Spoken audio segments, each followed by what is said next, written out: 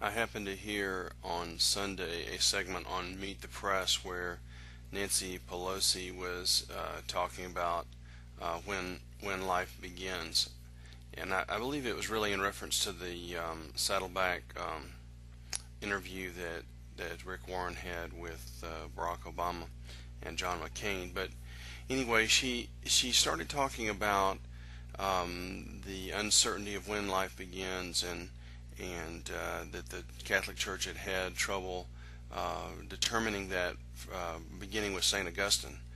Well, that really struck me as strange because St. Augustine is in the 5th century. You know, that's over 1,500 years ago, and to cite that as a church official is really seems not academically honest.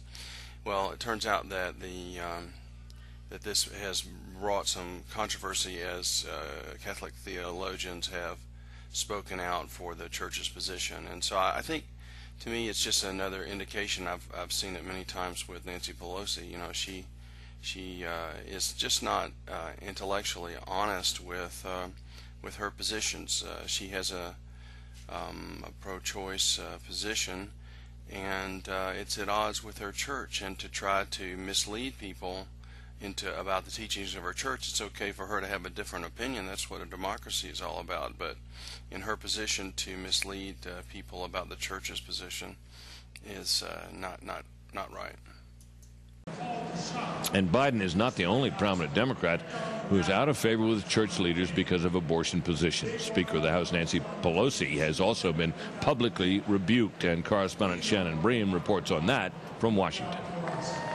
It is undoubtedly a controversial issue, but House Speaker Nancy Pelosi sent the abortion debate to a whole new level with her Sunday comments about when life begins. I would say that as an ardent practicing Catholic, this is an issue that I have studied for a long time. And what I know is over the centuries, the doctors of the church have not been able to make that definition. Yet Catholic leaders from Denver to D.C. say Pelosi, a Catholic who's also been given a perfect voting score from the National Abortion and Reproductive Rights Action League, got it wrong. From the very beginning, 1st century on, the church has said, you can't take an unborn life.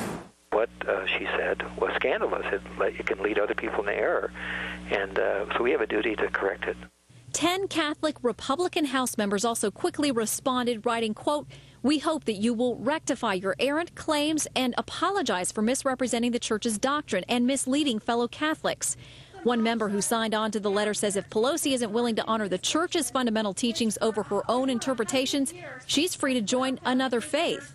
The reality is she made an erroneous statement about a church teaching that further shows the trouble that people have with the schizophrenic separation of their personal private beliefs in the Catholic Church and their public actions supporting things such as partial birth abortion.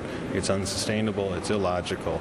It's that dichotomy of private beliefs and political action that collide when Catholic pro-choice politicians want to take communion. You have to examine your conscience before you present yourself for communion.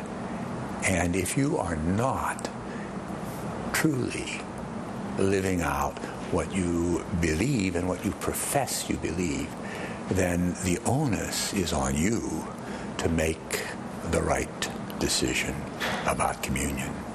Late today, Speaker Pelosi issued a statement through her spokesman saying that she was raised in a devout Catholic family that's often disagreed with her pro-choice views.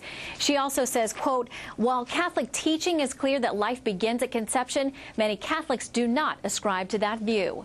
In Washington, Shannon Bream, Fox News.